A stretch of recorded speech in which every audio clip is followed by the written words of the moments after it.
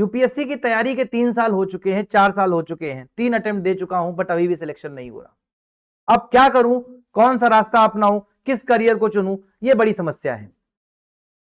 तो नमस्कार दोस्तों, मैं अविरल तिवारी आज इसी मुद्दे पर बात करने वाला हूं और इसी के बारे में एक डिटेल्ड टॉपिक पे आपको डिस्कशन करके बताने वाला हूं कि हम कर क्या सकते हैं और वास्तव में एक आम बच्चे को यूपीएससी के कितने अटेम्प्ट देने चाहिए और उसके बाद उसको विकल्पों की तलाश करनी चाहिए।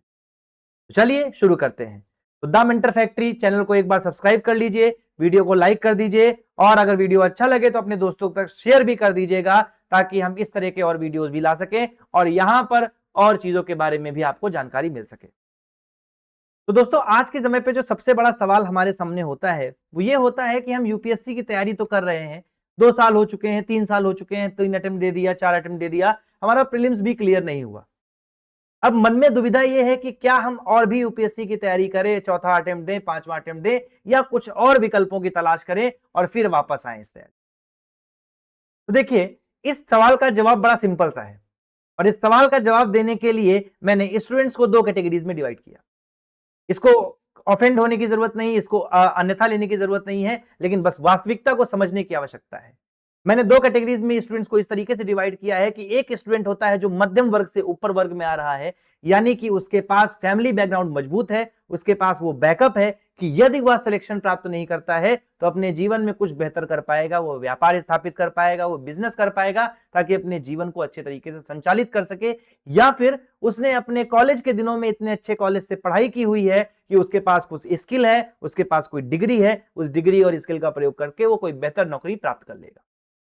लेकिन दूसरी कैटेगरी के स्टूडेंट वो होते हैं जो मध्यम वर्गीय परिवार से या उससे नीचे के आते हैं, जो ग्रामीण इलाकों से आ रहे हैं, जो यूपीएससी की तैयारी तो बहुत चाव से करते हैं लेकिन किन्हीं कारणोंवश वो 2 अटेम्प्ट 3 अटेम्प्ट में भी सफल नहीं हो पाते। उनमें से कई बच्चे ऐसे भी होते हैं जो मेंस देने के बाद भी सफल नहीं हो पाते और उनके पास 3 साल 4 साल के ऑप्शंस के अटेम्प्ट्स के बाद कोई ऑप्शन नहीं बचता कि अब करें तो क्या करें। तो देखिए, अगर आप पहली श्रेणी में आते हैं यानी कि उच्च मध्यम वर्ग में या मध्यम वर्ग से ऊपर वाले श्रेणी में आते हैं, जहां पर आपने या तो अच्छे कॉलेज से पढ़ाई की हुई है या आपका पारिवारिक बैकग्राउंड जो पृष्ठभूमि है वो मजबूत है कि यदि आप सिलेक्शन नहीं लेते तो कहीं अच्छी जगह पर सेट कर दिए जाएंगे या खुद आप अपना व्यापार करके या खुद अपनी पढ़ाई का प्रयोग करके अच्छी नौकरी प्राप्त कर लेंगे, तो आप 3 अटेम्प्ट 4 अटेम्प्ट तक रिस्क ले सकते हैं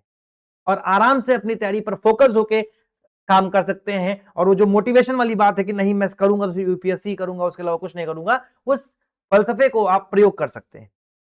और उसमें कोई गलत भी नहीं है, क्योंकि आपको पता है कि यदि मैं असफल रहा तो हमारे पास एक ऐसा ऑप्शन अवेलेबल है, एक ऐसा विकल्प उपलब्ध है कि उस विकल्प का प्रयोग करके हम एक बेहतर जीवन को जी सकेंगे। तो उनके बारे में बात करना बहुत ज्यादा ठीक नहीं है। अब बात करते हैं उन बच्चों की, उन मध्यम श्रेणी वर्ग के स्टूडेंट्स की जो ग्रामीण पृष्ठभूमि से आ रहे हैं या जो आपके लोअर मिडिल क्लास फैमिली से आ रहे हैं, उनको क्या। तो देखिए, बहुत सिंपल सी बात है बेटा कि लोअर मिडिल क्लास फैमिलीज या ग्रामीण पृष्ठभूमि से आने वाले बच्चों के साथ 2-3 चीजें कॉमन होती है। पहली चीज ये कि वो अपने जीवन में यदि उन्होंने सफलता प्राप्त नहीं की, यूपीएससी का एग्जाम क्रैक नहीं किया, तो 3 साल 4 साल बाद उनको सिर्फ और सिर्फ हताशा हाथ लगती है और ना ही उन्होंने अपने कॉलेज में इतनी बेहतर तरीके से पढ़ाई की हुई है कि उस पढ़ाई का प्रयोग करके, उस डिग्री का प्रयोग करके, उस स्किल का प्रयोग करके वो किसी निजी क्षेत्र में नौकरी प्राप्त कर सके। और यहीं पर सवाल उठता है कि हमें करना क्या चाहिए, वास्तव में कितने अटेम्प्ट देने चाहिए। तो वैसे तो आप सभी जानते हो कि मैं खुद एक यूपीएससी का टीचर हूं, क्लास में मोटिवेशन देता रहता हूं कि अटेम्प्ट देने चाहिए, काम करना चाहिए, लेकिन यहां पर मैं एक वास्तविकता भी हमेशा कहता रहता हूं कि देखिए, यदि आप दूसरी श्रेणी में आते हैं तो यहां पर सबसे पहली चीज तो यह कि आपने अगर चुना है यूपीएससी को तो पहले 2 अटेम्प्ट तो फोकस होकर दीजिए। आपके दिमाग में यह ख्याल भी नहीं आना चाहिए कि हम यूपीएससी के अलावा किसी निजी क्षेत्र की नौकरी करना चाहते हैं या कुछ और करना चाहते हैं। लेकिन 2 अटेम्प्ट में यदि आपका प्रीलिम्स भी नहीं हो रहा है या मेंस के बाद आप अटक जा रहे हैं तो यहां पर आपको सोचने की जरूरत है और यहां पर आपको दूसरे अटेम्प्ट के बाद और विकल्पों की तलाश करने की जरूरत है। और विकल्पों की तलाश में आप निजी क्षेत्र को भी तलाश सकते हैं, आप अन्य एग्जाम को भी तलाश सकते हैं, जैसे कि आईबीएसईआईओ हो गया, सेबी हो गया, ग्रेड बी हो गया, आरबीआई हो गया, नाबार्ड हो गया, असिस्टेंट कमांडेंट सीएएफ हो गया, उसके अलावा आप देखोगे तो सीडीएस हो गया। इस तरह के एग्जाम्स होते हैं जहां पर आप विकल्प के तौर पर तलाश सकते हैं। लेकिन ध्यान दीजिएगा, इनको मैं इसलिए पहले बोल रहा हूं कि दूसरे अटेम्प्ट के बाद तलाशना शुरू कर दीजिए, क्योंकि इनमें सब में आयु सीमा होती है। आप एक आयु सीमा के बाद सीएपीएफ नहीं भर सकते, जैसे 25 वर्ष के बाद आप सीएपीएफ का एग्जाम नहीं भर सकते, 27 के बाद आप आईबीएसईआईओ का एग्जाम नहीं भर सकते। तो बेहतर यह है कि अपने वर्ष दर वर्ष खपाने से आप जल्दी इसको शुरू करें और शायद यूपीएससी की तुलना में यहां सिलेक्शन थोड़ा सा आसान हो जाए। और आपकी जानकारी के लिए बता दूं कि ये एग्जाम बहुत बेहतर होते हैं, एक बेहतर जीवन शैली देते हैं, बेहतर लाइफस्टाइल देते हैं, बेहतर शैली देते हैं। और कई केसेस में तो जैसे एग्जांपल के लिए अगर आरबीआई की बात करें तो अगर हम पावर वाला एस्पेक्ट हटा दें तो जो आपकी सैलरी क्रेडिट होती है वो कई मामलों में आईएएस और आईपीएस से ज्यादा ही क्रेडिट होती है। फैसिलिटीज की बात करें तो वो भी कई गुना बेहतर होती हैं अन्य मामलों में। हाँ, पावर का क्रेज है तो बात अलग है। खैर, मेरा कहने का सिंपल सा मतलब यह है कि अगर आप दूसरी श्रेणी के स्टूडेंट हैं या दूसरी श्रेणी के विद्यार्थी हैं तो आपको इस बारे में सोचना होगा कि हाँ, 2 अटेम्प्ट तक मेरा प्रीलिम्स नहीं हुआ है, अब मुझे कुछ विकल्प तलाशना होगा ताकि मैं अपने जीवन में हताश ना हूं, अपने जीवन में निराश ना हूं। वरना ये ऐसा जाल है, ऐसा चक्र है यूपीएससी का कि एक बार अगर आप इस चक्र में फंसे तो वापस आने का यहां पर चारा नहीं होता। क्योंकि आप एक ऑफिसर माइंडसेट से तैयारी कर रहे होते हैं, आपके दिमाग में होता है कि मुझे अधिकारी बनना है, और उसके बाद अगर आपने सोच रखा है आप अधिकारी बनना है तो आप चतुर्थ श्रेणी का फॉर्म नहीं भर पाओगे, आपकी इच्छा नहीं होगी भरने की। अगर आपने फॉर्म भरा, उसमें सेलेक्ट भी हो गए, आप वहां काम नहीं कर पाओगे, क्योंकि आपने सपना देखा था कि उस ऑफिस में बैठकर अधिकारी बनकर मैं सबको आदेश दूंगा। अब आपको उन्हीं अधिकारियों से आदेश प्राप्त करना पड़ रहा है। ये बहुत कॉमन सा फिनोमिना है, आदमी की सोच की बात है, ये ह्यूमन साइकोलॉजी होती है और यही वास्तविकता है।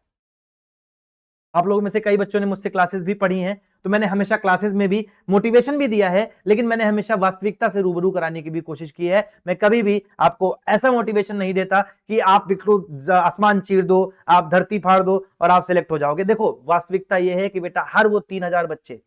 वो सभी 3000 बच्चे जिन्होंने इंटरव्यू दिया है, उन्होंने बराबर की मेहनत की। उनमें से एक भी बच्चा ऐसा नहीं था जिसने कोताही बरती हो और वो इंटरव्यू तक पहुंच गया हो। समझने का मतलब, एक बार को मान लेते हैं कि प्रीलिम्स क्वालिफाई करने में बिना मेहनत के किसी ने कर लिया होगा,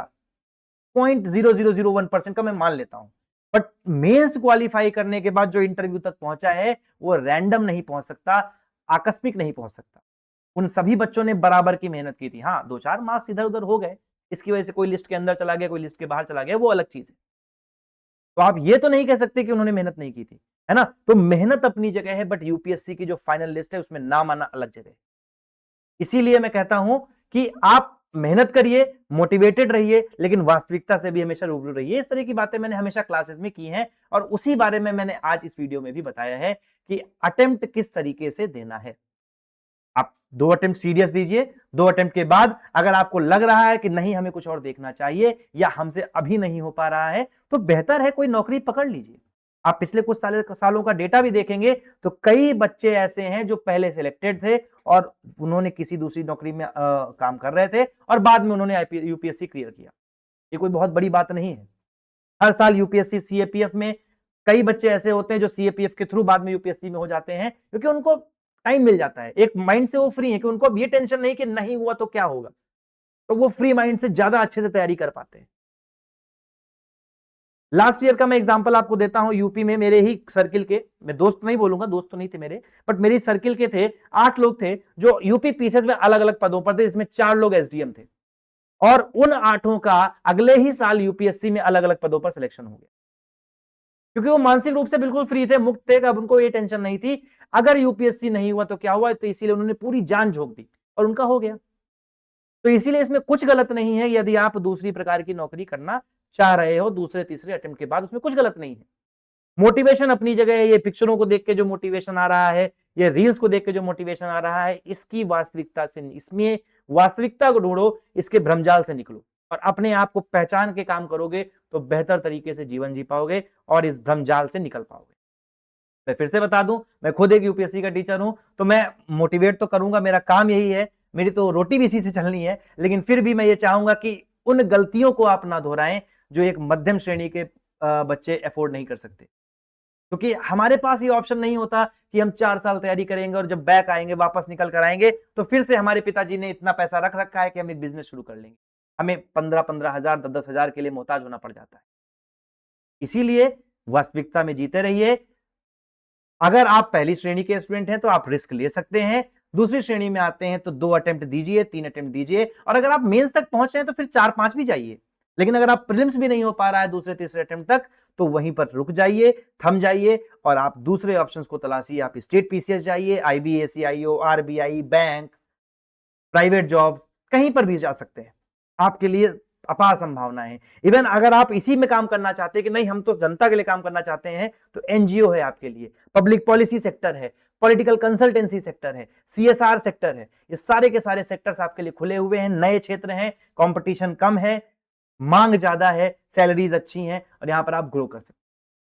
आई होप आपको काफी जानकारी मिल गई होगी और इसी तरीके के और वीडियोस के लिए चैनल को जरूर सब्सक्राइब करिएगा, वीडियो को लाइक करिएगा और अगर कुछ आपको लगता है कि इस वीडियो में छूट गया है, कुछ त्रुटि हुई है, तो कमेंट बॉक्स में उसको जरूर बताइएगा। तो तब तक नमस्कार, thank you, have a nice day, धन्यवाद, बाय बाय और गुड नाइट।